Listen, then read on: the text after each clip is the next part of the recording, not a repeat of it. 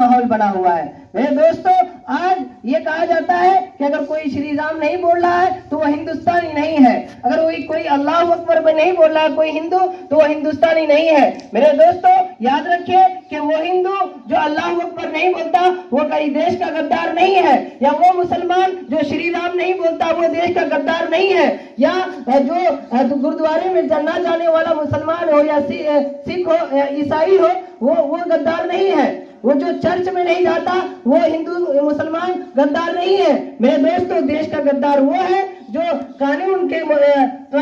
का उल्लंघन करते हुए घूस लेकर अपने यानी काम को अंजाम दे रहा है। देश ने जिस काम पर रखा गया है, जिस काम के लिए बैठाया है, उस काम से रूगर्दानी कर रहा है। आज अस्पतालों के अंदर जब जाएंगे तो पता चलता है कि जब किसी का इंतकाल भी हो गया, मौत भी हो गई, उसके लाश को लेने के लिए जब तक पैसे ना दिया जाए, वो हमारी लाश को हमारे माँ बाप या जो भी जिसकी भी लाश वहां पड़ी होती है वो देने को गद्दार नहीं है, देने के लिए तैयार नहीं है। असल में वो गद्दार है। मेरे दोस्तों, आज हम जब सड़क पर चल रहे होते हैं या कोई भी चाहे कितना भी खतरनाक घटना कर दे, कितना बड़ा जुल्म कर दे, कितना हत्या कर दे, लेकिन अगर आपके पास पैसे हैं,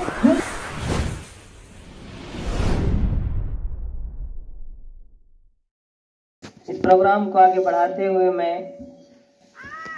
चंद अल्फाज बोलकर इस प्रोग्राम को खत्म किया जाएगा। ठंड भी है और आप सब खड़े भी हैं। मेरे दोस्तों, नफरत बुरी चीज है, न पालो इसे। नफरत बुरी चीज है, न पालो इसे, दिल में खलिश है, निकालो इसे। नफरत बुरी चीज है, न पालो इसे, दिल में खलिश है, निकालो इसे। न मेरा न तेरा न इसका न उसका, न मेरा न तेरा न इसका न उसका, ये हिंदुस्तान हम सब का है, संभालो इसे। मेरे दोस्तों, आज और हम और आप जो यहाँ जमा है, इससे बखूबी वाकिफ हैं कि आज यौम जमहूरिया का दिन है। यौम जमहूरिया कहा जाता है इंग्लिश में कि democracy is government people for the people by the people. मेरे दोस्तों, इसको अपनी भाषा में ये समझिए कि जमहूरी मुल्क उसको कहते हैं जहां अवाम पब्लिक अपने मन के मुताबिक हर काम को अंजाम दे सके। मेरे दोस्तों, ये आज़ादी जो हम सब यहाँ खुशी के साथ, खुशदिली के साथ, सुकून के साथ इस देश में रह रहे हैं, इस मुल्क में अपनी जिंदगी गुजार रहे हैं, तो अगर इसके पीछे जो कुर्बानियां हैं, इनके पीछे जो अपनी जान की कुर्बानी, कितने सारे खून की नदियां हैं, जब उस पर नजर डालेंगे मेरे दोस्तों, तो हम समझ में आएगी कि कितनी कुर्बानियों के बाद हम सबको ये सुकून वाला, ये डेमोक्रेसी मुल्क हम सबको मिला। मेरे दोस्तों, ये मुल्क आजाद हुआ 1947 ईस्वी को, लेकिन आजादी की जद्दोजहद 1857 ईस्वी को ही चालू हो गया था। मेरे दोस्तों, जब अंग्रेज यहाँ तिजारत की गर्ज से, बिजनेस के गर्ज से इस देश पे कदम रखा, तो उलमाए कराम या मौलाना अहमद सिंधी रहमतुल्लाह अलैह ने, उन्होंने अपने दरसगाह में अपने बच्चों से, अपने तालिबे इल्मों से कहा कि ये जो अंग्रेज हमारे मुल्क में दाखिल हुआ है, बज़ाहिर तो देखने में ये तिजारत के गर्ज से आया है, लेकिन दोस्तों इसकी नीयत खराब है। नीयत क्या खराब है कि वो हम सब पर यानी हुकूमत करना चाहता है, हम सब पर अपनी सत्ता चलाना चाहता है, अपना हर चीज यानी ऑर्डर के मुताबिक हम सब पर वो हुकूमत करना चाहता है। मेरे दोस्तों, ये बात आप दिल में दिलनशी कर ले कि जो आज़ादी वाला मुल्क, ये सुकून वाला मुल्क, ये जमहूरी मुल्क जो हम जिसमें जिंदगी गुजार रहे हैं, इसमें कितने सारे यानी साहबाए, बहुत सारे उलमाए कराम, बहुत सारे हम वतनी भाई जो है इस मुल्क की आज़ादी में कुर्बानियां दिए हैं। जैसे हम गांधी जी के बारे में कहते हैं कि वो एक अच्छे घराने से थे, ایک اچھے گھرانے سے تھے اور وہ انگلینڈ جب اپنی تعلیم کو پورا کر کے وہاں سے آئے تو دیکھا کہ یہاں انگریزوں کی ستا ہے، انگریز بالکل ہم ہندوستانیوں پر غالب آ چکا ہے، وہ بالکل ہم سب کو غلام کی طرح ٹریٹ کر رہا ہے۔ تو انہوں نے سوچا کہ ابھی ہمارے پاس نہ کوئی فوج ہے نہ کوئی ہتھیار ہے، تو اس کے لیے وہ آپس میں مشورہ کیے، اندر ہی اندر فوج بنائی، وہ ساری چیزیں اکٹھا کیا جس کے ذریعے ہم انگریزوں سے لڑ سکیں۔ تو اس طرح جدوجہد کرنے کے بعد بہت سارے یودھا، بہت سارے سپاہی، بہت سارے مجاہدین اس میں حصہ لیے، جیسے مولانا محمد علی جوہر، مولانا محمد یعنی مولانا ابوالکلام آزاد، بھیم راؤ امبیڈکر، اس طرح کی بہت سارے یودھا، بہت سارے لوگوں نے مل کر اس ملک کو آزادی دلائی۔ اس کے بعد آئی ہمارے ہندوستان کی یعنی آئین لکھنے کی، تو اس لیے کہتے ہیں کہ آئین کیوں ضروری تھی کہ کوئی بھی فوج اگر اس کا کوئی قانون ضابطہ نہ ہو، اصول نہ ہو، تو وہ کبھی کامیاب نہیں ہو سکتی۔ کوئی بھی ادارہ ہو، کوئی بھی سنگٹھن ہو، جب تک اس کا کوئی قانون اصول نہیں ہوتا ہے تو وہ منزل مقصود پر صحیح سالم نہیں پہنچ سکتا۔ اسی طرح میرے دوست، یہ جو ملک ہے ہمارا ہندوستان، اتنا بڑا ملک، آزادی کے بعد اگر صحیح طور پر کون کیا کرے گا، کیسے کرے گا، کس طرح کرے گا، کب کرے گا، یہ سب چیزیں جب معلوم نہیں تھی، ہمارے پاس کوئی قانون، کوئی یعنی ہمارے پاس کوئی آئین نہیں تھی، تو اس کو بنانے کے لیے بہت سارے یعنی پڑھے لکھے لوگ جیسے بھیم راؤ امبیڈکر، مولانا ابوالکلام آزاد، اس طرح کے بہت سے امن پسند لوگ اور یعنی جو ملک سے محبت رکھنے والے اور تعلیم یافتہ لوگوں نے مل کر یعنی ایک آئین کو یعنی بنایا۔ جب یہ آئین 1950 عیسوی میں تیار ہو گیا تھا، پھر 1950 عیسوی میں اس کو لاگو کیا گیا۔ تیار پہلے ہی ہو گیا تھا لیکن لاگو اس دن کیا گیا 26 جنوری کو۔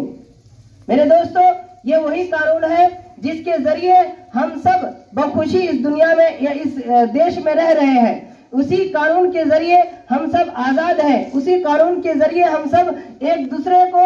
بھائی چارہ جس کو بولتے ہیں وہ ہم سب میں قائم ہے۔ یہ وہی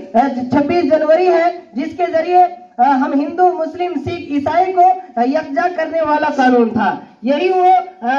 دیش ہے یا یہی وہ قانون ہے جس کے ذریعے ہم اپنی خوشی کے من کے مطابق ہر کام کو انجام دیتے ہیں۔ میرے دوستو، یہ 26 جنوری اسی دن کو یعنی وہ ساری چیزوں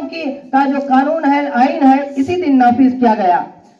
لیکن میرے دوستو، ابھی کے حالات ہم سب کے سامنے ہیں۔ اگر ہم اپنے حالات پر نظر ڈالتے ہیں تو ہر طرح بدامنی پھیلی ہوئی ہے۔ کہا جاتا ہے کہ جو ہندو مسلمان ایک دوسرے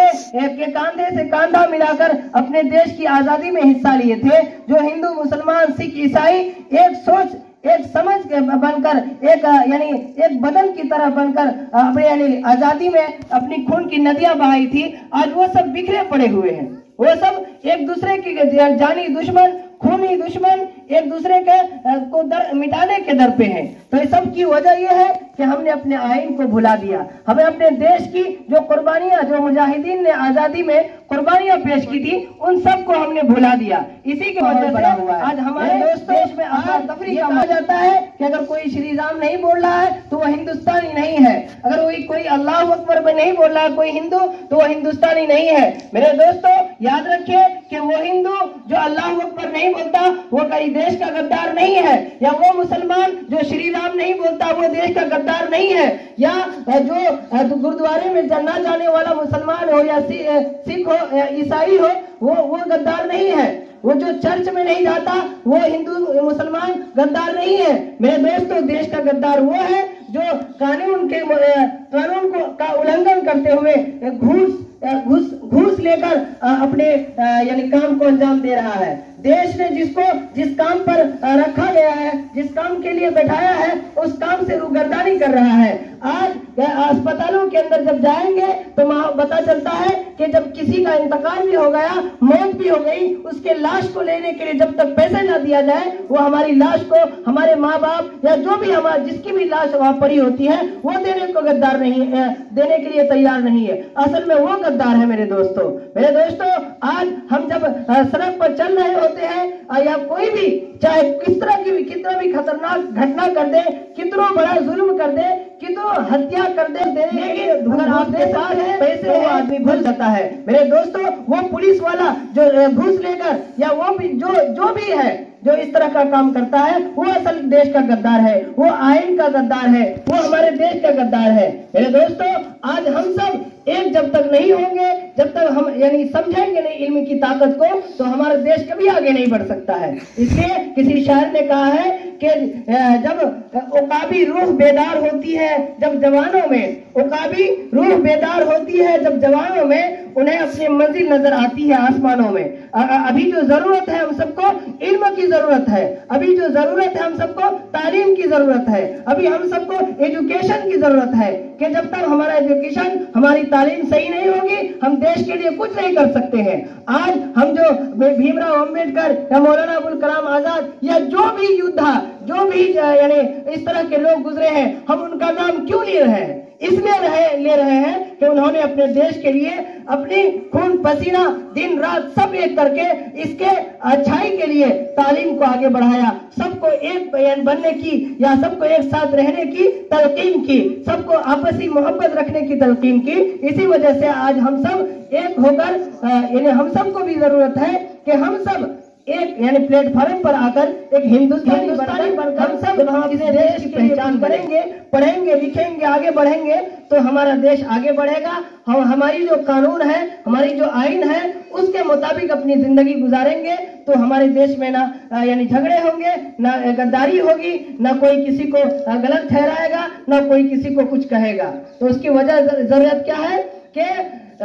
नफरत को अपने दिल से निकाल कर अपनी जो मोहब्बत है, जो आइन बनाने के वक्त सब एक ही धर्म के लोग नहीं थे, सब धर्म के लोग थे, सब तरह के लोग थे। तो इसीलिए जो कानून नाफिज हुआ है वो इसका ये वही बताया जा रहा है हम सबको कि हम सबको आपस में कैसे मेल मोहब्बत रखकर, कैसे आपस में एक दूसरे के कांधा से कांधा मिलाकर देश के लिए कुछ करने का वक्त है, देश के लिए कुछ करने का वक्त है। अभी बहुत सारे जो हमारे रहनुमा होते हैं, नेता होते हैं, वो हमारे ऊपर जो हुकूमत कर रहे हैं अंग्रेजों की तरफ हुकूमत कर रहे हैं। जैसे कि अंग्रेजों का यही कानून था कि कैसे हिंदू मुसलमानों को आपस में लड़ा दिया जाए, कैसे सिख ईसाई सबको आपस में लड़ा दिया जाए और वो लोग अपने आपस में लड़ते रहे और हम सब उस पर हुकूमत करें। वही आजकल के नेताओं का ये पेशा बन चुका है कि हम सबको आपस में लड़ा रहा है और वो अपनी सत्ता, अपनी रोटी सेक रहा है। मेरे दोस्तों, अभी भी अगर हम नहीं समझे तो फिर ऐसा ना हो कि जो हमारा देश आजाद दिख रहा है फिर ये गुलामी की तरफ चला जाए और फिर से हमको आजादी के लिए मेहनत करनी पड़े, अपने मुल्क को आजाद करना पड़े।